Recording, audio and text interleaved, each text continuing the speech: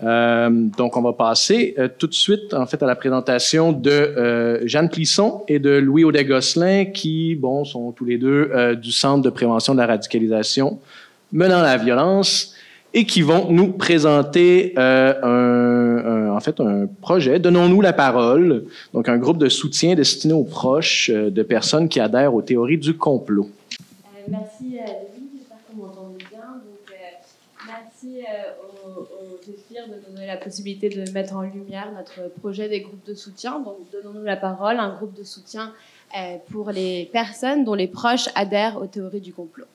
Donc, une brève présentation de ce qu'on va vous présenter pour cette dernière présentation. Donc, on va vous parler des besoins qu'on a observés dans le cadre de l'accompagnement communautaire au Centre de prévention de la radicalisation. Donc, comment, en fait, ont été créés les groupes de soutien.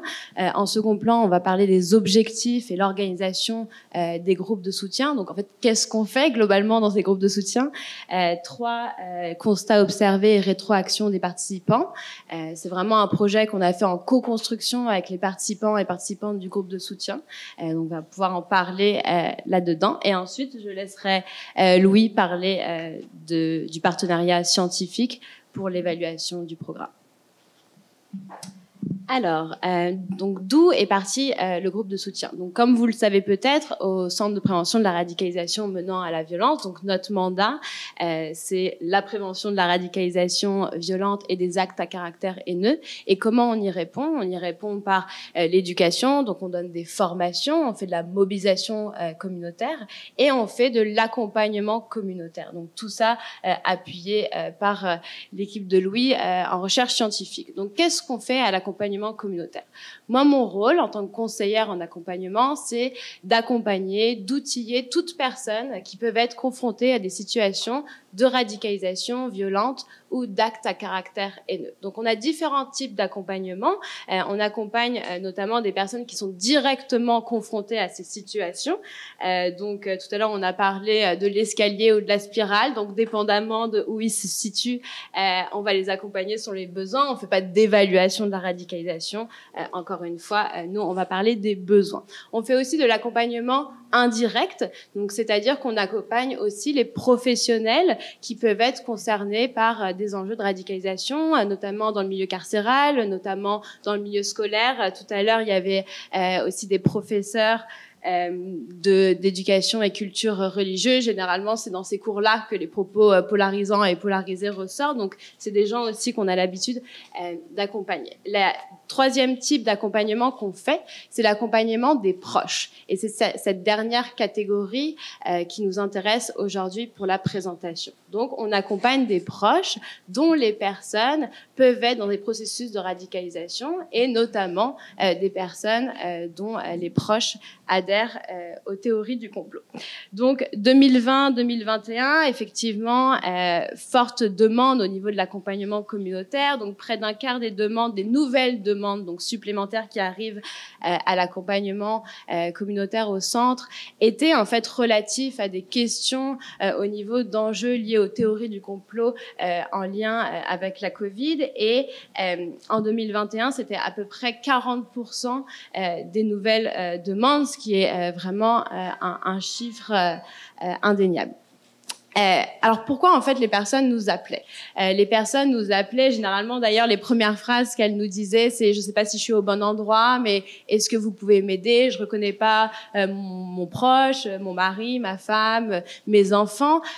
Ce qu'on remarquait, c'était l'isolement social en fait de ces personnes qui étaient confrontées à des proches qui finalement, plus ou moins rapidement, avaient basculé dans les théories du complot et à quel point, en fait, ces personnes-là étaient démunies par rapport à la situation. Donc, nous, on va aller les outiller sur notamment certaines postures aidantes que vous connaissez toutes et tous pour engager le dialogue avec quelqu'un qui adhère aux théories du complot, notamment, ou bien apporter de la théorie sur des sentiments que peuvent être exprimés les personnes qui sont dans des processus de radicalisation, ou simplement, en fait, les écouter, qu'ils ventilent pour pouvoir ensuite peut-être parfois les référer vers d'autres organismes partenaires notamment.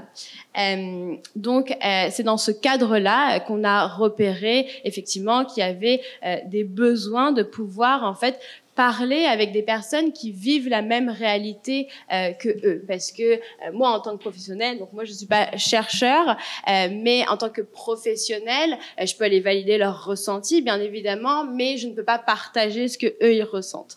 Ça a été un des points de départ de la création du groupe de soutien. D'ailleurs, notamment, les personnes nous disaient, mais est-ce qu'il y a vraiment beaucoup de personnes qui vous appellent? Est-ce que je suis seule? On a vraiment senti qu'il y avait un besoin de pouvoir ventiler par rapport à ça. Donc, on a fait un projet pilote qui a duré 3 mois, où donc les personnes qu'on accompagnait, donc encore une fois les personnes dont les proches adhèrent aux théories du complot, on leur a en fait tout simplement proposé de participer à un groupe de soutien. Donc, on a fait quelques recherches au préalable avec des organismes partenaires sur ce qui se faisait, sur les recommandations aussi à faire, sur un peu les do and don't des groupes de soutien.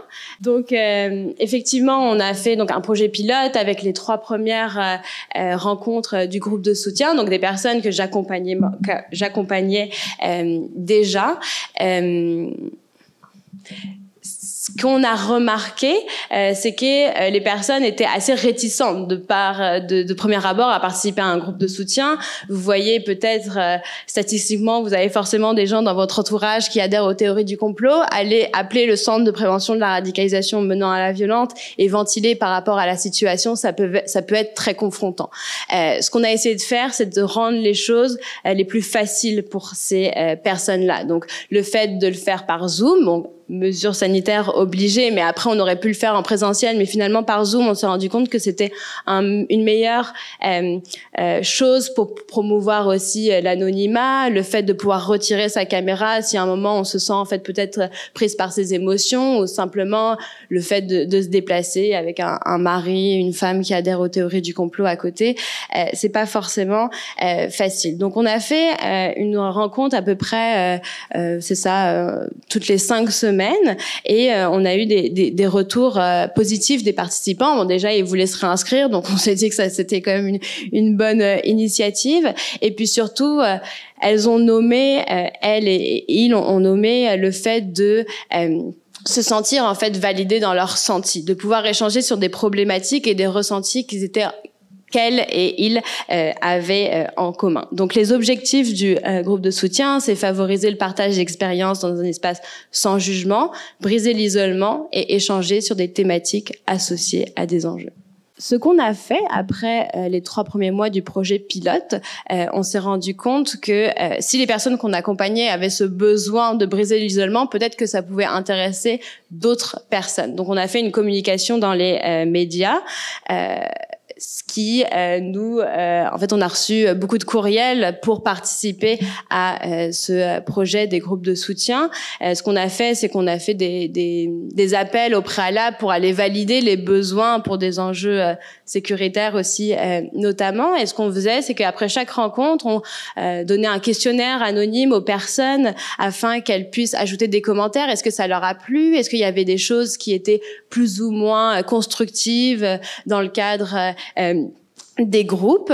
Et finalement, c'était vraiment un projet qui a été fait en co-construction avec les personnes, soit qu'on accompagne, soit les personnes qui ont répondu à la communication qu'on a fait dans les médias. Pour finir, on a vraiment ajouté un service de plus à l'accompagnement communautaire. Donc c'est vraiment un service qu'on a pu développer à part entière, qui aura peut-être vocation à être sur d'autres enjeux au niveau de la radicalisation, et qui pourra concerner aussi d'autres personnes. Donc, pour finir, bon, vous avez compris que c'est un projet qui s'est développé de façon organique. Les gens appelaient pour une nouvelle thématique avec des besoins un peu nouveaux. Donc, il y a eu des consultations faites avec des partenaires qui font ça. On n'a pas inventé les groupes de soutien. C'est quelque chose qui existe depuis assez longtemps dans plusieurs enjeux, dépendance, victimes de violences, les sectes, etc. Mais ça s'est mis en place un peu dans l'urgence, avec des besoins des gens qui étaient désespérés sur la base des connaissances qu'on avait. Là, on va avoir l'occasion de systématiser notre projet, d'évaluer son efficacité, de dégager les meilleures pratiques, de pouvoir l'ajuster pour le pérenniser et peut-être développer d'autres projets comme Jeanne le mentionnait. Donc, on sait qu'en Europe, il y a ce modèle-là est utilisé, par exemple, pour les familles de jeunes qui étaient partis en Syrie. On peut l'adopter pour d'autres enjeux liés à la radicalisation. Donc, on participe comme partenaire avec d'autres organismes. Je regarde Catherine, donc le RAP, c'est aussi partenaire, je crois, InfoSect. D'autres organismes qui accompagnent des proches d'adhérents aux théories du complot, avec le professeur Nathalie Lafranchise de l'UQAM, et son équipe de chercheurs. Donc, un projet qui débute tout juste, qui va consister à des entretiens, des observations, suivi des groupes, des anciens participants aussi. J'allais dire anciennes participantes, parce que typiquement, c'est beaucoup des femmes qui appellent pour demander de l'aide pour leurs proches. Là. Malheureusement, c'est la réalité.